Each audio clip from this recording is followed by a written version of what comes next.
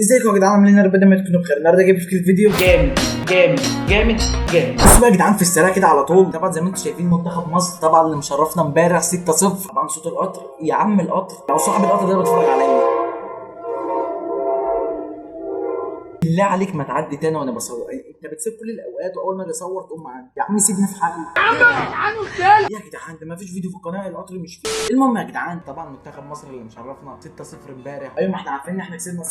انت عايز ايه يعني؟ انت مالك يا عم اتضايق كده ليه؟ بص يا عم الحوار وما فيه ان فكره الفيديو بتاع النهارده، شفتوا تشكيله امبارح اللي كسبنا بقى 6-0 دي؟ هبعت لكل اللعيبه اللي كانوا في التشكيله بتاع امبارح، هبعت لهم رسائل على الانستجرام وستوريهات واشوف يا ترى هيشوفوا الاستوريهات ويردوا على الرسائل ولا مش هيشوفوها ولا هيعبرونا. بعت لهم ونستنى 24 ساعه بس باذن الله. باذن الله واحد او اثنين او كلهم يعني كده كده هيشوفوها. بس كده عشان التواضع باذن الله يعني كده، عشان التواضع بس وكده اثنين بس ولا حاجه هيشوفوها كده، اثنين ولا حاجه باذن الله يعني، او كله هيشوف. المهم يا جدعان مش عايز ارغي كتير، عايزين نروح نبعت الرسائل دي. بس قبل ما نروح ما تنساش اللايك الجميل بتاعك، برضه ما تنساش السبسكرايب بتاعك في القناه. يلا بقى يا جدعان عايزين نوصل 400 مشترك بقى. هتلاقي كده الزرار مكتوب عليه اشتراك او سبسكرايب، اضغط عليه كده تلاقي جرس جنبه، هتلاقي يعمل تين. ده اللي انا عايزه عشان اول ما الجرس يعمل تين اي فيديو انزله تشوفه. وطبعا يا جدعان مش عارف الفيديو ده هينزل بقى قصه الحريف الجزء الخامس ولا قبل قصه الحريف، معرفش الصراحه كده. بص تعالى نوريك زي ما انتم شايفين برنامج المونتاج هو فاضل كام؟ فاضل 9 ساعات 31 دقيقه و44 ثانيه كتير برضه يا جدعان. انا بكره كده عملنا. المهم خلينا في الفيديو بتاع النهارده. مش عارف الفيديو ده هينزل قبل قصه الحريف ولا بعد قصه الحريف، بس المهم يعني لو شفت الفيديو نزلهم او كل الفيديوهات انا بنزلها روح اعمل لايك على طول يعني، دي مش محتاج. المهم انا رغيت كتير قوي قوي دلوقتي. يلا بينا يا جدعان نبعت الرسائل تشكيله منتخب مصر. الليله ليلتكم يا فراعنه، الليله موعدكم الجديد مع التاريخ وانتم كاتبوه من زمان. انتم سلاطين المكان والزمان في افريقيا، لا كلام ولا سلام يا عبد السلام. كرة جول يا جول مصر يا الاولاد في اقدام العجب، هذم هم السلاطين.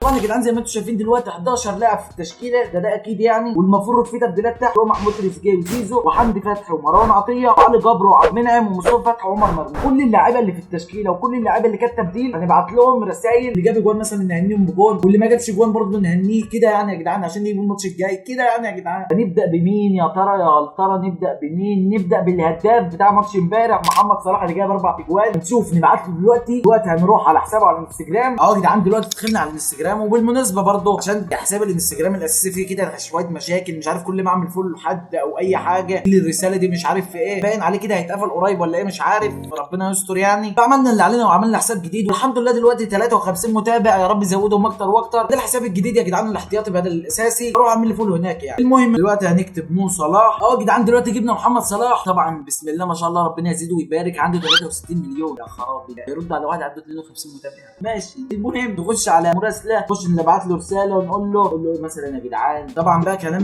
ما بين يعني يوتيوبر وما بين لاعب كوره، طبعا الاثنين عالميين. فدلوقتي هبعت له رساله اقول له مثلا ايه الاجوان جامده دي يا ابو صلاح، ونعمل له قال نكتب له ربنا يزود جوانك اكتر واكتر وبس كده. بعتنا له ونعمل له ستوري برضه يا جدعان نفرحه طبعا بقى. واحد عالمي هيتبسط قوي يا جدعان طبعا لما يشوف زوزي كده. يا خرابي ننزل له ستوري يا سلام هيفرح يعني. جبر الخواطر بقى يا جدعان، جبر الخواطر. المهم هناخد صورته، جبنا صوره من ماتش امبارح وهنكتب له مثلا نكتب له ايه بقى في الستوري، ايه الاجوان الجامده دي يا ابو صلاح تاني، ايه الاجوان الجامده دي يا ابو صلاح بس كده، وقلب احلى تاج لابو صلاح وبس كده. اول ستوري يا جدعان نزل صاحب السوبر هاتريك بتاع امبارح، يشوف الستوري ولا هيرد على الرساله ولا مش هيشوفها ولا مش هيرد برضه. هنستنى يا جدعان لمده 24 ساعه ونشوف هيرد ولا لا. هنبعت لهم ونستنى 24 ساعه، اذا ردوا ما ردوش خلاص ادينا بنتسلى. زي ما شفتوا يا جدعان الطريقه اللي احنا بعتناها لمحمد صلاح، المفروض ان انا هبعت التشكيله كلها اللي كانت بتلعب في ماتش مصر وجيبوتي اللي كسبناهم في 6-0. اللهم شمال. هبعت لكل التشكيله دلوقتي رسائل واعمل لهم منشن في الاستوريات واشوفهم يا ترى هيردوا على الرسائل ولا مش هيردوا، وهيشوفوا الاستوريات ولا مش هيشوفوها. فده كله هنعرفه بعد 24 ساعه.